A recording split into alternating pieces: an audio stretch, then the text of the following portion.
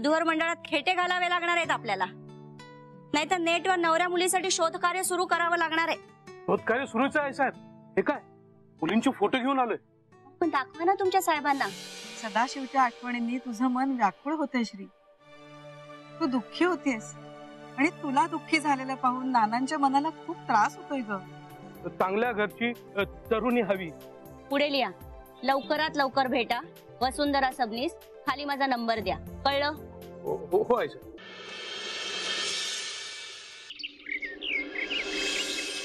I, are you serious? Of course I am serious. म्हणजे जाहिरात द्यायची तुला? हो, आणि जाहिरात आली नाही तर सरंजामांना सुट्टी. तू हुकुमशाह सारखं का वागतेस आई? माझा नाईलाज आहे. दिस इज टू मच. मला पण तेच म्हणायचंय.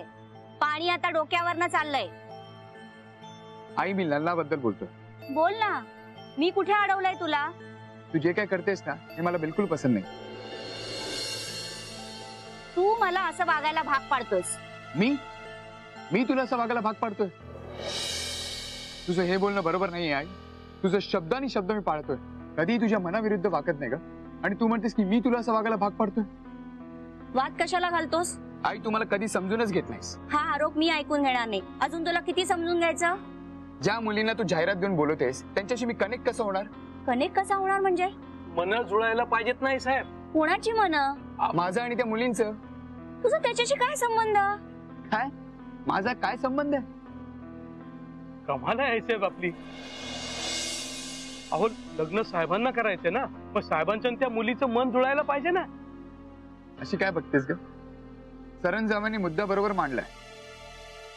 आई आई म्हणजे तुमचा काय समज झालाय? मी सुनेसाठी जाहिरात देतेय? हा मूर्खात. मला एकटीला कंटाळा आलाय. सोबत हवीये. या घरातल्या भिंतींशी बोलून मी कंटाळलीये आणि म्हणून मी जाहिरात देतेय. तुला काय वाटलं? तुझी बायको शोधण्यासाठी जाहिरात देतेय? तुझी बायको तूच शोध. बस मन जुळवत, कनेक्ट करत. काय घाई आहे? हा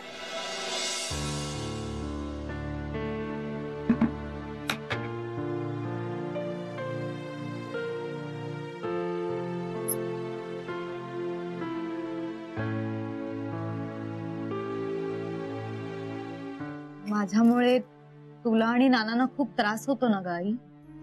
नाही ग, आपल्या मुलांचा आई वडिलांना कधीही त्रास होत नाही. काळजी मात्र वाटत राहते.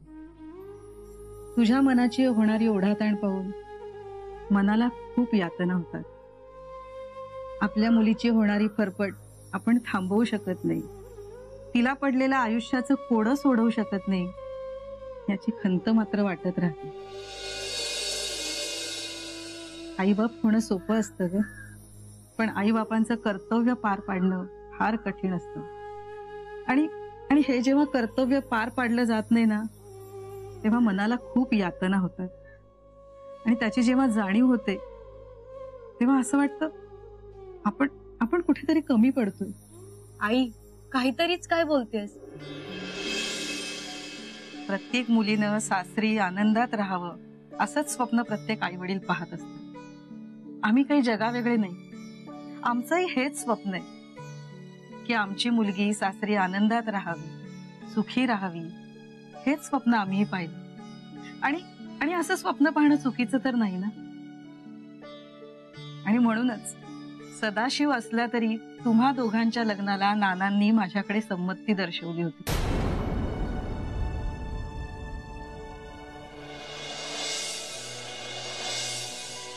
म्हणाले होते आपलं जे काही आहे ते आपल्या श्रीचंच आहे ना. तिला जर त्याच्याशी लग्न करायचं असेल तर आपण आडकाठी करायची नाही. पण तो सदाशिव तोच करंटा निघाला. आई, गाव सोडून निघून गेला. त्यानं जराही तुझी पर्वा केली नाही, थोडाही तुझा विचार केला नाही. त्याने पर्वा केली माझी आई. माझा विचार करून माझ्या भल्यासाठीच तो गाव सोडून गेला. तू काय बोलतेस? तुझं तुला तरी कळतंय का? नशीब लग्ना अगोदर डोक्यात राग घालून निघून गेला. लग्नानंतर गेला असता तर आभाळच कोसळलं असतं आपल्यावर. कविता करायचा ना ग तो? या खिडकीतून हळूच मला हाक मारायचा. मी खिडकीत जायचे. तो खिडकी खाली बसून मला कविता ऐकवायचा. कवी मनाचा होता तो. हळूवार, प्रेमळ, निरागस. म्हणायचा, राज, तुझ्यासारख्या हिऱ्याला श्रीमंतीचं कोंदण मिळायला हवं, पण तू माझ्यासारख्या गरीब सदावर जीव जडवून बसली. तो मनाने श्रीमंत होता, आहे. अजूनही तुला असं वाटतंय ना की सदाशिव येईल, खिडकीतून तुला इशारा करेल आणि कविता ऐकवेल? असं का वाटतंय तुला? आईची दृष्टी मुलांची प्रत्येक हालचाल टिपत असते. तिच्या नजरेतून काहीच सुटत नसतं. तांदूळ वेचताना वारंवार तुझी नजर खिडकीकडे जात होती, हे मी पाहिलंय. निघून जाणारे परत येण्यासाठी कधीही निघून जात नाही. सदाच्या आठवणी तुझ्या मनातून काढून टाक. तुझ्या मनाला आवर घाल. तूच म्हणायचीस ना की तुझ्या भल्यासाठी सदा गाव सोडून निघून गेलाय. मग आता विचार कर की तुझं भलं कशामध्ये आहे. मला विचारशील तर लग्न करण्यातच तुझं भलं आहे. आणि तुला सुखी झालेलं पाहून सदाही सुखी होईल. रड श्री, रडून घे. तुझ्या या अश्रूंमध्ये सदाच्या सगळ्या आठवणी पुसल्या गेल्या पाहिजे. तुझी पाटी कोरी व्हायला पाहिजे. आणि मग या कोऱ्या पाटीवर तू तुझ्या संसाराचा श्री गणेशा मोकळ्या मनाने करू शकशील.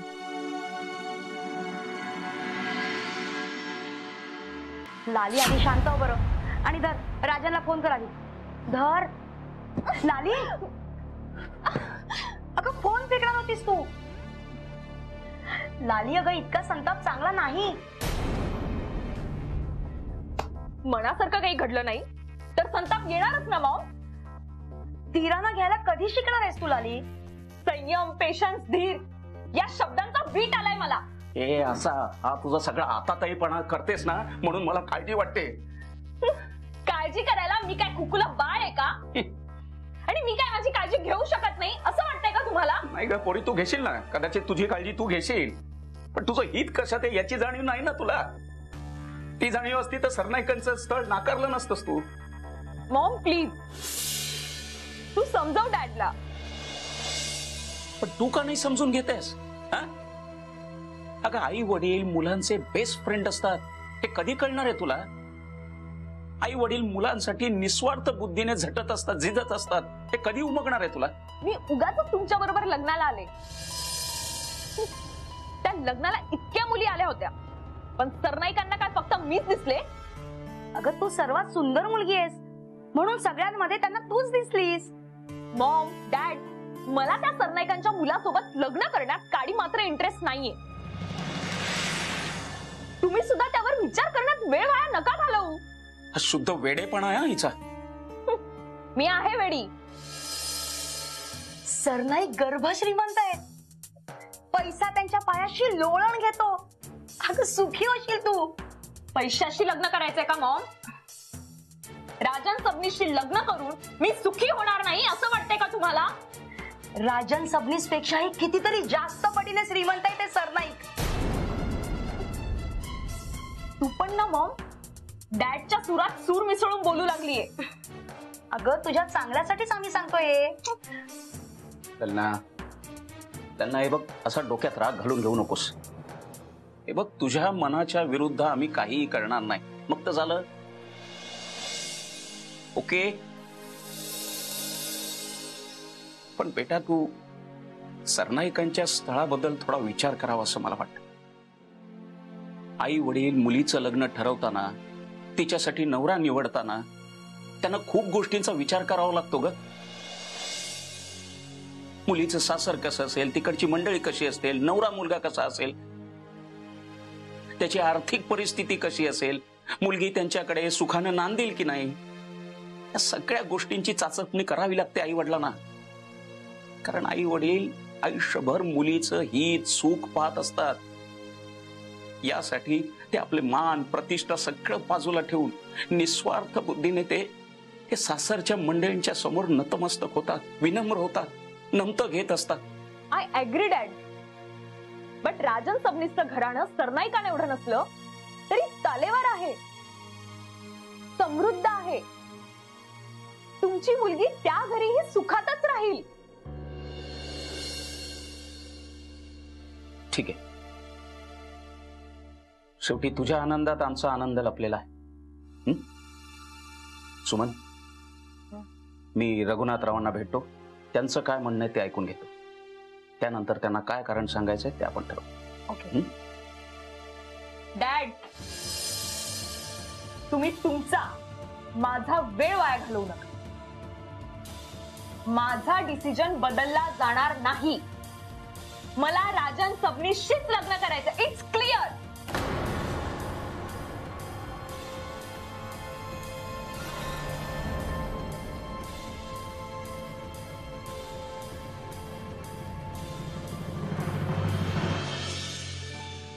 अचानक तुला सोबतीची गरज का भासू लागली आई? अरे तू सतत गर्दीत असतो आणि मी नेहमी एकटीच असते. अरे घर कसं मुलाबाळांनी भरलेलं असावं. त्यांचं रडणं, त्यांचं हसणं, त्यांचं पडणं, वस्तू फोडणं, त्यांनी घर कसं जिवंत वाटतं. आपण पाळनगर काढूया का आई? साहेब, साहेबांचं म्हणणं दुसऱ्यांच्या आयुष्यात डोकवायला तुम्हाला फार आवडतं का सरंजामे? मी चहा होतोय साहेब. काही नको. आई आई, आज तुझा सूर काय वेगळाच आहे. ऐकतेस का? थांब, हा सरंजामेंचा आणि हा माझा. सरंजामे, चहा घ्या, चहा घ्या. आणि माझा चहा? मला ना चहा होता. नाही. का? माझी मर्जी. जशी तुझी मर्जी तशी माझी मर्जी असू शकते. याचा अर्थ काय आहे? सिंपल. आई रिटायर होते. काय? एवढा एक्साइट कशाला होतो? चहाचा प्रश्न आहे ना?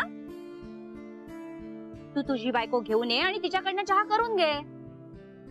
लग्नाशिवाय दुसरा कुठला विषयच नाही ना तुझ्या डोक्यात? आपल्या आईने आराम करावा असा विचार तुझ्या डोक्यात येतो का?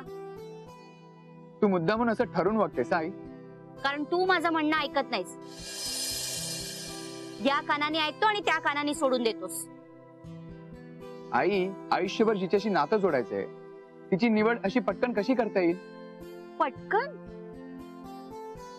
गेली 2 वर्ष तू असा लग्नाचा विषय टाळतोयस. राजन, तुझ्या कंपनीची पेमेंट टर्म्स काय आहेत रे? Payment term? लग्नाचा आणि पेमेंट टर्मचा काय संबंध आहे? हे मी विचारलेल्या प्रश्नाचं उत्तर नाही.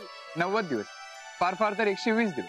म्हणजे पार्टीने 90 दिवसात किंवा 120 दिवसात पेमेंट करायलाच हवं. याचा अर्थ तू कस्टमर्सना 120 दिवसांची मुदत देतो, बरोबर?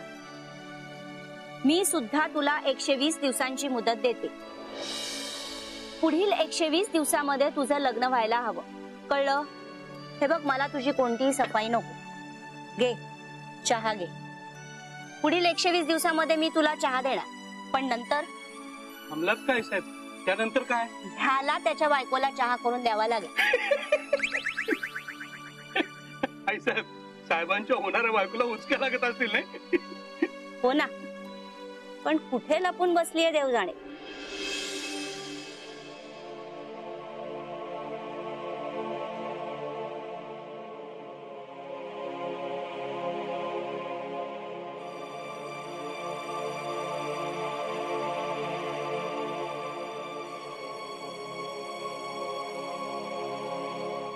श्री, श्री आलीस का?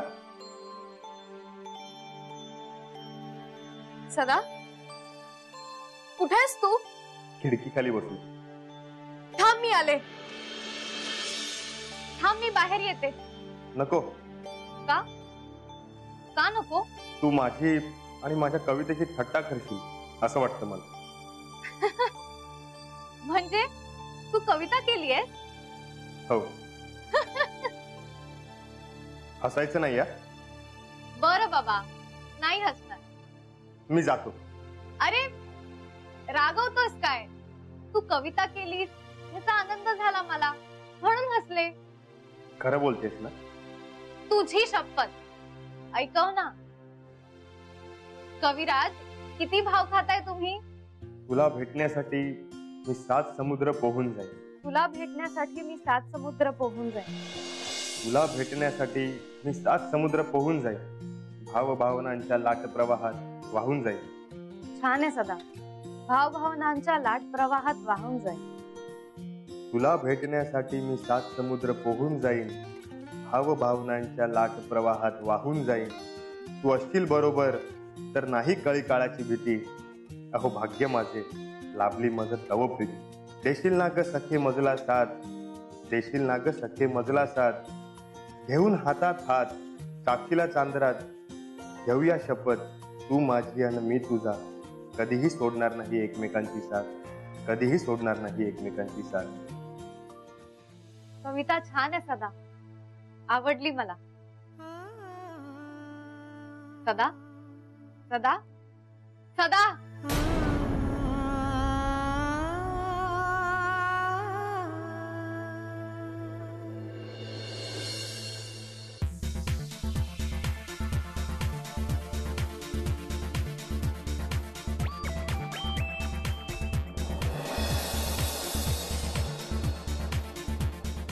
तुझ्या मुलीची समाधी लागली आहे. ती तुझी पण मुलगी आहे देव, आणि अगदी तुझ्या पावलावर पाऊल टाकून चालतीये.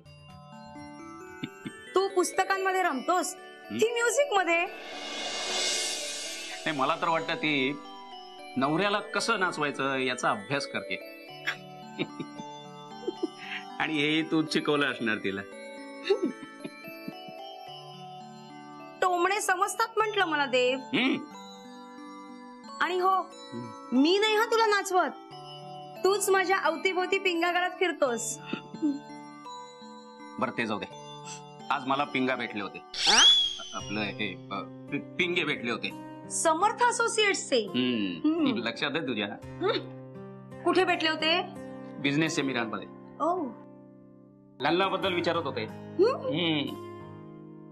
हे बघ, ए लल्ला, सासरी गेल्यावर अशीच वागणार आहेस का?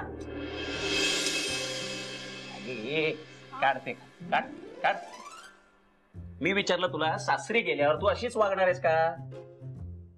या म्हणजे असं होणार आहे, सासूने हाक मारली तरीही जाईल नाचत नाचत, आणि नवऱ्याने मागितला चहा की त्याला म्हणेल तुम्ही जरा वाट पा. डॅड, चहा जेवण करण्यासाठी माझ्या घरी नोकर चाकर असतील. हे असलं काही मला जमणार नाही. हे बघ ललना, तुझ्या बुद्धीचा तू योग्य वापर करावा एवढीच माफक अपेक्षा आहे आम्हा पामरांची. तुझ्या सासरच्या मंडळीने तुझ्या वागण्याचा जाब आम्हाला विचारू नये, एवढं लक्षात ठेव म्हणजे झालं. काय हेडफोन्स लावून म्युझिक ऐकत होते ना, तेच बरं होतं. मग डॅडचं एकदा रेकॉर्ड सुरू झाला ना की इरिटेट व्हायला होतं. अगं बेटा, तुझ्या चांगल्यासाठी सांगतोय ना. काय चांगलं काय वाईट हे कळतं मला डॅड. नाही, ते कळलं असतं तर सरनाईकांचं स्थळ नाकारलं नसतंस. पुन्हा तुझी गाडी सरनाईकांच्या रुळावर आली देव. सुमन चुटपुट लागून राहते एक चांगलं स्थळ गमवल्याची. म्हणजे हे असं झालं की राजा आपला खजिना रिता करायला आपल्या दाराशी उभा आहे, आणि आपण आपल्या कर्मदरिद्रीपणाचं प्रदर्शन करून त्याला परत पाठवलं. नाही, रघुनाथराव काय म्हणाले माहितीये? ते म्हणाले, देवव्रत, सन्मान, ऐश्वर्य, सुख हे सगळं तुमच्या दाराशी येऊन उभं आहे. माझा स्वीकार करा असं सांगते, आणि तुम्ही त्याला नकार देऊन परत पाठवलं. पुन्हा पुन्हा त्याच गोष्टी का अवघडत राहायचं देव? सुमन, तुला सांगितलं ना, मनाला चुटपुट लागून राहते ग. आपण हातचं सोडून पलट्याच्या मागे तर धावत नाही ना, असं वाटायला लागतं. मला तसं वाटत नाही. मी लाईफ पार्टनर म्हणून ज्याची निवड केली आहे तो लाखात एक आहे. फक्त तू निवड करून उपयोग नाही ललना. तुझ्या या लाखातल्या एकाने तुझी निवड केली आहे का हे कळायला हवं ना. त्याने सुद्धा माझी निवड केली असणार. हे बघ ललना, ही जर तरची भाषा झाली. अरे, आपल्या मुलीच्या आत्मविश्वासावर विश्वास ठेव. बरं ठीक आहे, एकदा आमची भेट घडवून दे. डॅड, उतावीळ होऊ नका प्लीज. होईल भेट. माझ्या प्लॅन प्रमाणे सारं जुळवून आलं की. प्लॅन? थोडं दचकायला काय झालं? अगं सुमन, दचकू नाही तर काय करू? प्लॅनचा अर्थ कळतो का तुला? प्लॅन म्हटलं की नियोजन आलं, आयोजन आलं, गोष्टी घडवून आणण्याचं कटकारस्थान आलं त्याच्यात. बस डॅड, तुम्ही फार ओव्हर करतात असं नाही वाटत का तुम्हाला? ना तुला कळत कसं नाहीये? आपण इथे तुझ्या लग्नाबद्दल बोलतोय आणि तू प्लॅन बद्दल बोलतेस. काही ताळमेळ आहे का? काय झालंय का तुला देव? आजकाल कुठलीही गोष्ट प्लॅनिंग शिवाय होते का? लग्नाला सुद्धा प्लॅनिंग करावं लागतं, कळलं? मला हे सगळं आवडत नाही. प्रश्न तुझ्या आवडीचा नाहीच आहे, हं? आपल्या लाडक्या लेकीच्या आवडीचा आणि आनंदाचा आहे. हे असं प्रत्येक वेळी तू लग्नाला पाठीशी घालते, तिच्या अशा अविवेकी वागण्याला प्रोत्साहन देतेस तू. तिचं नको तेवढं कौतुक करतेस ना, म्हणून ती अशी वागते. श्री, चहाचा कप आत नेऊन ठेव, हेच सांगायचं ना तुला आई? नेते. मनकवडी आहेस तू श्री, मनकवडी म्हणजे? दुसऱ्यांच्या मनातलं ओळखणारी. पण मी कुठे ओळखलंय तुमच्या मनात? तुमच्या मनातल्या वादळाचा थांगपत्ता मला कुठे लागला? हे बघ श्री, उगाच मनाला त्रास करून घेऊ नकोस. बघितलं ना, सगळं बघितलं. तुम्ही बँकेचं पासबुक घेऊन बसलेला आहात, बघितलं.